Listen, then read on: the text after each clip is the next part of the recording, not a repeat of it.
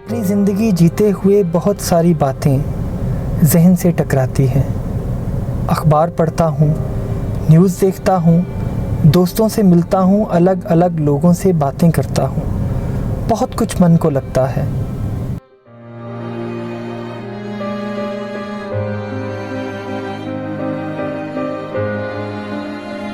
एक तरफ मुल्क में तरक्की के दावे होते दिखाई देते हैं, लेकिन दूसरी तरफ समाज के कई कड़वे सच भी हैं जिनको हम देखना नहीं चाहते।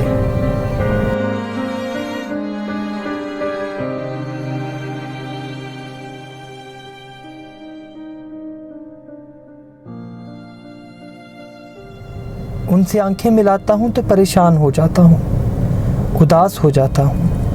कभी कभी लगता है जिन बातों से मेरा लेना देना नहीं, उनके बारे में मैं क्यों सोचूं?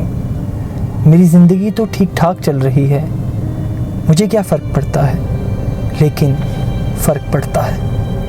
मैं भी इसी समाज का हिस्सा हूँ। हर बात के तार कहीं ना कहीं मुझसे, आपसे, हम सब से होकर ही गुज़रते हैं तो बचते हैं।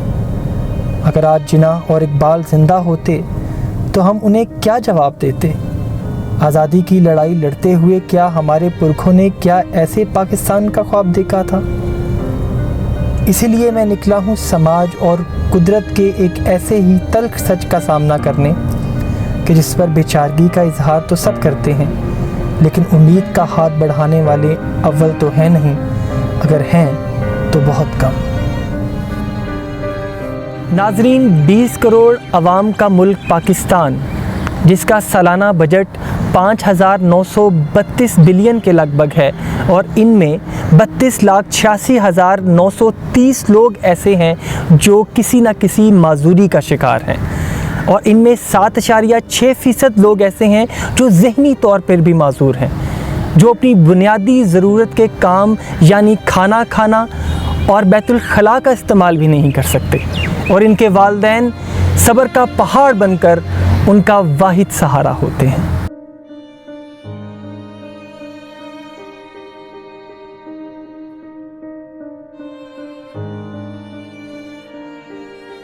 जब मैं इन बच्चों के मुस्तकबिल के बारे में सोचता हूँ तो बहसीयत इंसान मेरे अंदर बेचैनी की कैफियत के साथ कई सवाल जन्म लेते हैं और इन्हीं सवालों का जवाब ढूंढने मैं निकला हूँ एक सफ़र पर, ताकि मैं जान सकूँ उन वालिदैन से उन तकलीफ़ों के बारे में जो इन बच्चों की परवरिश के दौरान वो सहते हैं और सवाल कर सकूँ हुकूमत वक्त से कि उन्होंने इन बच्चों के मुस्तकबिल के लिए क्या इक़दाम किए।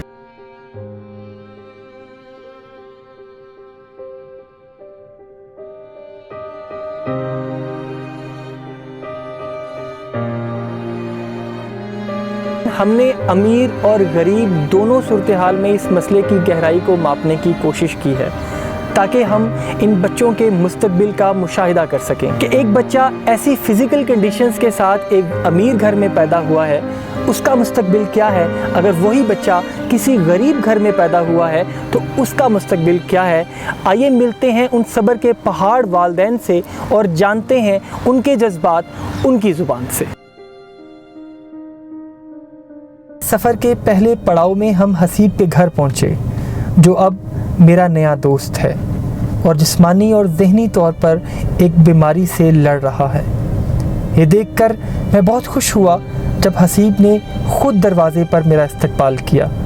उसके मुस्कुराते हुए मासूम चेहरे में मुझे हर मुसीबत का सामना करके ज़िंदगी में खुश रहने की सीख मिली। हसीब 3 भाइयों में सबसे बड़ा है और लाडला भी, और हसीब के वालिद कहते हैं कि घर में हसीब की कही कोई भी बात रद्द नहीं होती।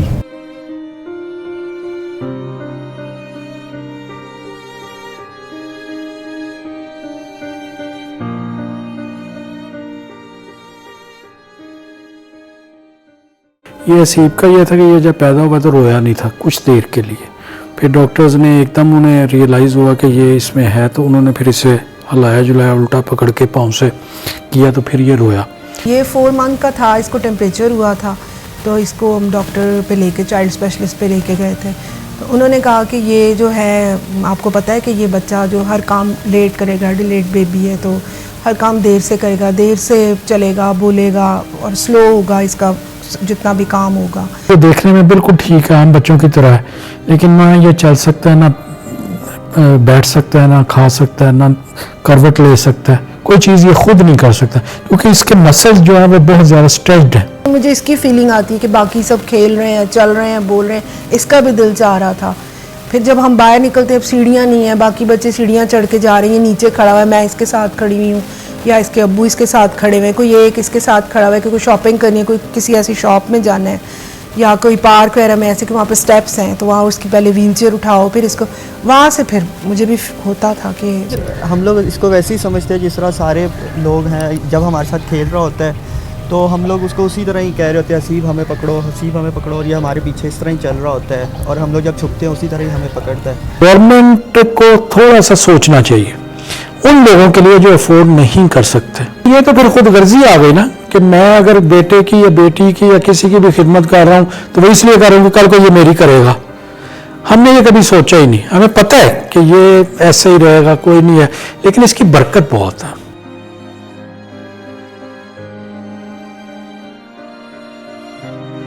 हसीब से मिलने के बाद मुझे हसीब का मुस्तकबिल काफ़ी पुरुमीद दिखाई दिया, क्योंकि एक साहिब हैसियत घर में पैदा होने के साथ साथ उनके वालिदैन और ख़ास तौर पर उसके भाई उसके बाजू बन गए थे। लेकिन हर बच्चे की किस्मत हसीब जैसी नहीं होती। मेरे सफ़र का अगला पड़ाव जहाँ हुआ वहाँ तस्वीर का दूसरा रुख काफ़ी तारीक और तकलीफ़ दे था। बिलाल घर में अपने बहन भाइयों में सबसे छोटा है। बिलाल भी हसीब की तरह पैदाइशी तौर पर ज़हनी और जिस्मानी माजूर है और वसाइल की कमी और मेडिकल केयर ज़्यादा ना होने की वजह से उसकी सूरत हाल काफ़ी ख़राब हो चुकी है। 3 साल का हुआ था ना, मैंने कहा ये चलता नहीं है, रिड़ता भी नहीं, बैठता भी नहीं है, तो फिर जाहिर फिर मैं पहले इसको ना जिना अस्पताल लेके गई। उधर से इसका कितनी देर मैंने इसका इलाज करवाया, उधर से भी मुझे कुछ नहीं हासिल हुआ। फिर इसके बाद मैं इसको लेके गई चिल्ड्रन हॉस्पिटल, उधर से भी इसका इलाज करवाया, कुछ भी नहीं मुझे हासिल हुआ। लेके जाती रही, इसकी वर्जिश करवाती रही, इसको हीट दिलवाती रही, कोई मैं 2-3 साल में उधर जाती रही हूँ, मुझे कुछ हासिल नहीं हुआ। किसी ने हमारे साथ ताउन नहीं किया, इसके पापा ही करते रहे। अब फिर जाहिर नहीं कुछ रहा तो फिर इसलिए हमने फिर बस कर दी।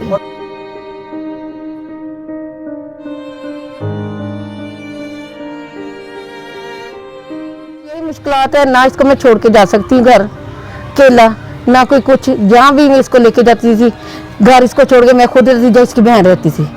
जाहिर भी सब बच्चों की शादी मैंने कर दी, इसलिए फिर अब बहुत ज़्यादा मुझे मुश्किल है, मैं घर इसको छोड़ के नहीं जा सकती। ये तो फिर अल्लाह के हवाले है, मैं तो फिर यही दिन रात दुआ मांगती है, अल्लाह पाक पहले इसको उठा ले फिर बाद में मुझे उठा ले।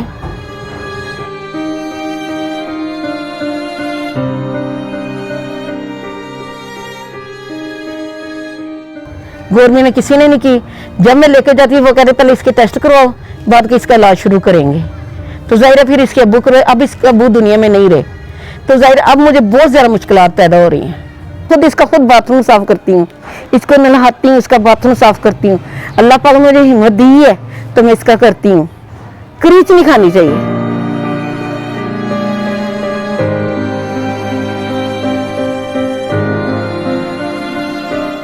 बिलाल से मिलने के बाद मुझे बिलाल के मुस्तकबिल की फ़िक्र सवाल बनकर मेरी बेचैनी को बढ़ा रही थी।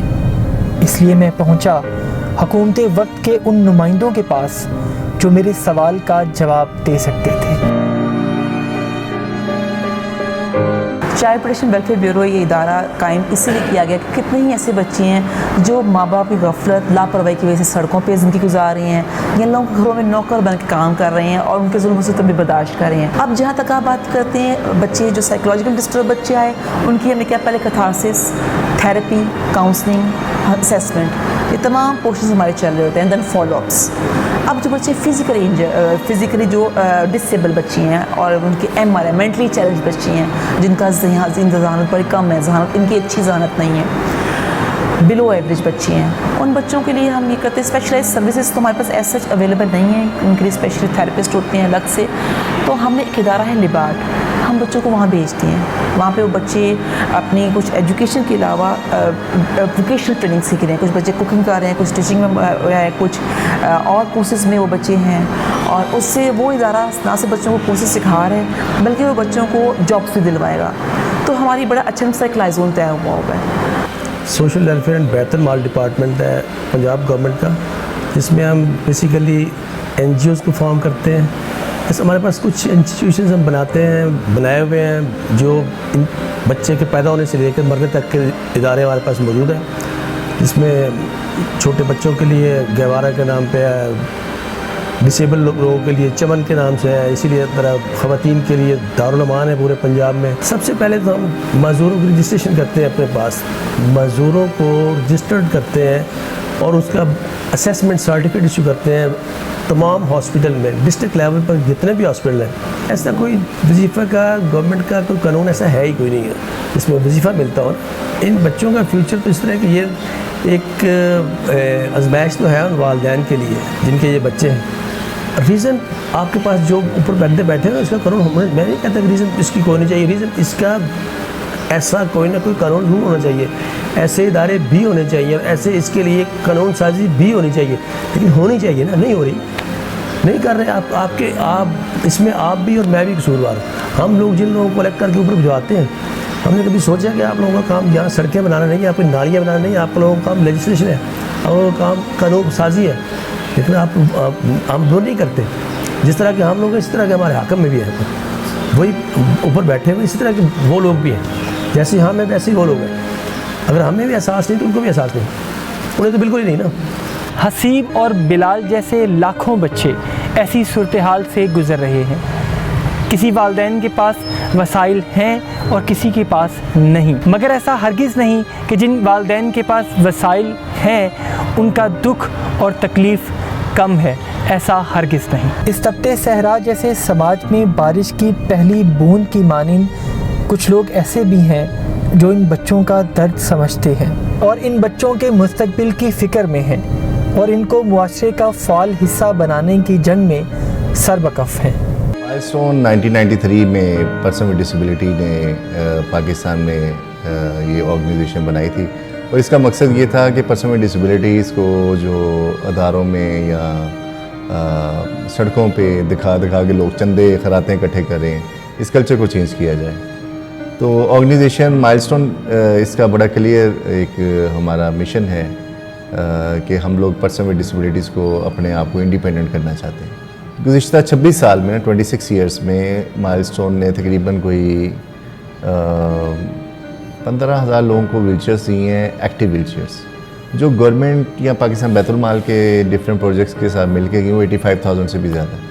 हमारी जो डिसेबिलिटी की डेफिनेशन है ना, वो मेडिकल नहीं है। दुनिया में ये डेफिनेशन अभी लोगों को समझ नहीं आ रही जो हमारी डेफिनेशन है, क्योंकि हमारी डेफिनेशन दुनिया की फाइनेस्ट, दुनिया की बेहतरीन डेफिनेशन है डिसेबिलिटी की जो हमारे पास है, और वो हमने कुरान से सीखी है। लक़द ख़लक़नल इंसान फ़ी अहसन तक़वीम, कि इंसान बेहतरीन तख्लीक है, इंसान बेहतरीन तख्लीक है। डिसेबिलिटीज़ माशरे में, सोसाइटी में, सिस्टम में, रिसोर्सेज में सर्विसेज ना होने की वजह से क्रिएट होती है। अल्लाह का बनाया हुआ हर शख्स परफेक्ट होता है। डिसेबिलिटी इंसान के जिस्म या सोच या शक्ल में नहीं होती, इन्वायरमेंट में होती है, इंफ्रास्ट्रक्चर में होती है। सिर्फ पाकिस्तान में ना, सिर्फ पाकिस्तान में ये 725 अरब रुपये जैसे की ज़मीन या इंस्टीट्यूशंस की लैंड वैल्यू है ना, इसमें सिर्फ 100 अरब रुपया, सिर्फ 100 अरब रुपया एक दफ़ा डिसेबल पर्सनस के ऊपर इन्वेस्ट कर देना, उनको व्हीलचेयर दे दें, वाइट केन दे दें, हियरिंग एड दे दें, ठीक है, साइन लैंग्वेज को करिकुलम का हिस्सा बना लें, इंटेलेक्चुअल डिसेबल पर्सन के लिए माशरे की सेंसिटाइजेशन की मुहिम स्टार्ट कर दें। ये टाइम ले लेना चैनल से, तो वहाँ पे अवेयरनेस देना शुरू कर दें, तो ये पूरी डिसेबिलिटी पाकिस्तान से ख़त्म हो जाएगी 2 साल में। दोनों बच्चे आज सवाल कर रहे हैं हुकूमत वक्त से कि बजट की लंबी तकरीरों में आखिर उन्हें क्यों नज़रअंदाज कर दिया जाता है, और सवाल कर रहे हैं वो वालिदैन कि उनके बाद उनके बच्चों का मुस्तकबिल क्या होगा कि जो खाने का निवाला तक अपने मुंह में खुद नहीं डाल सकते। मेट्रो बस सुनामी और पाकिस्तान खप्पे जैसा नारा लगाने वालों से सवाल कर रहे हैं ये बच्चे कि उनका मुस्तकबिल क्या होगा। मैं उम्मीद करता हूँ कि हमारे सवाल की गूंज ऐवानों में बैठे उन बेज़मीर और मफलूज हुक्मरानों के कानों तक ज़रूर पहुँचेगी। सिर्फ हंगामा बपा करना मेरा मकसद नहीं, मेरी कोशिश है सूरत बदलनी चाहिए। मेरे दिल में नहीं तेरे दिल में सही है कहीं भी आग जलनी चाहिए।